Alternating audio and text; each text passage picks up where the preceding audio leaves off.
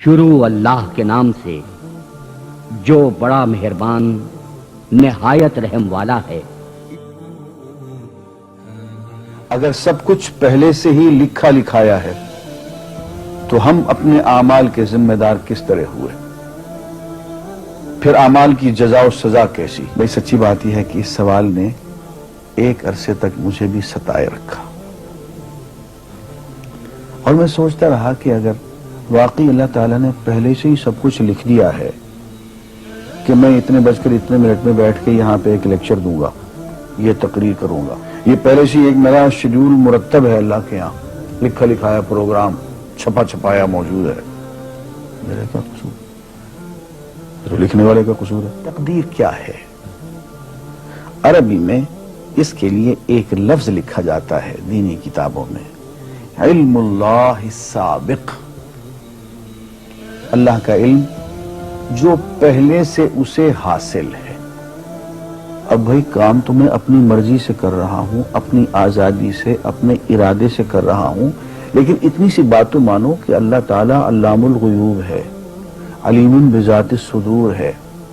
مجھے اپنے بارے میں پتہ نہیں ہے کہ کل 10:10 پہ میں کیا کروں گا، اس کو پتہ ہے۔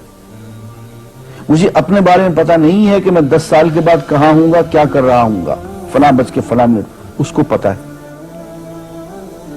اس کو میرے آزادانہ، خود مختارانہ، فری ول کے ساتھ کیے ہوئے اعمال کا پتہ ہے۔ اس کا علم جو ہے وہ صحیح ہے، لیکن اس کا علم میرے ارادے سے نہیں ٹکراتا ہے۔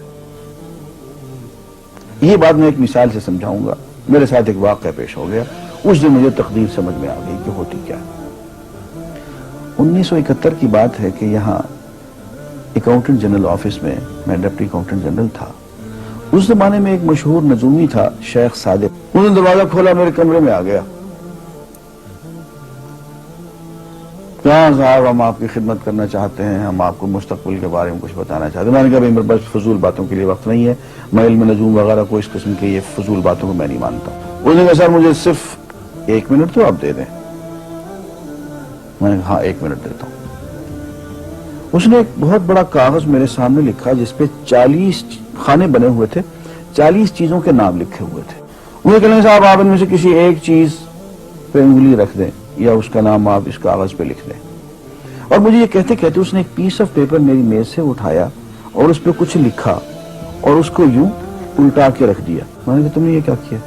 کہنے لگے جی میں نے وہ چیز لکھ دی ہے، وہ نام جو ابھی آپ لکھیں گے۔ اب میں پریشان ہو گیا۔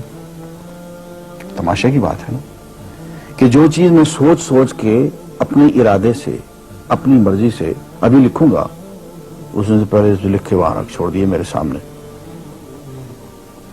اب میں سوچ میں پڑ گیا کہ یار وہ چیز لکھوں جو اس نے نہ لکھی ہو۔ میں تنگ آ کے آخر میں نے کسی ایک چیز کو لکھ دیا کہ میری یہ ہے۔ اس نے جب وہ الٹایا تو وہ وہی چیز نکلی۔ اب پتہ نہیں یہ کیا چکر تھا اس کا، خدا ہی جانے، کوئی اس کا علم ہوگا۔ لیکن اس دن مجھے پتا چلا کہ یار اس کو جو کچھ میں نے لکھا ہے اپنے ارادے سے لکھا ہے، اپنی مرضی سے لکھا ہے، اس سے پابند ہو کے نہیں لکھا، لیکن اس بخت کو پہلے سے پتا تھا کہ میں کیا لکھنے والا ہوں، اور اس نے پہلے سے وہاں لکھ کے رکھا ہوا تھا۔ میں نے کہا یار ایک محدود علم والا آدمی میرے آئندہ کے اعمال کو اپنے ہاں لکھ کے رکھ سکتا ہے، لیکن وہ میری مرضی والا عمل، میرے اپنے ارادے سے کیا ہوا عمل، پوری آزادی کے ساتھ کیا ہوا عمل، اس نے پہلے سے اپنے ہاں لکھ کے رکھا ہوا۔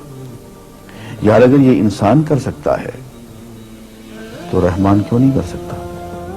تو اس کے لکھے ہوئے ہونے سے میری مرضی ختم نہیں ہوتی، میری ذمہ داری ختم نہیں ہوتی، میرا ارادہ، میری فری ول ختم نہیں ہوتی۔ یہ الگ بات ہے کہ اللہ تعالیٰ کو پہلے سے ہی معلوم ہے کہ ہم اپنے ارادے سے اور اپنی آزادی ہم کیا کیا کریں گے، اس کے ہاں لکھا ہوا ہے۔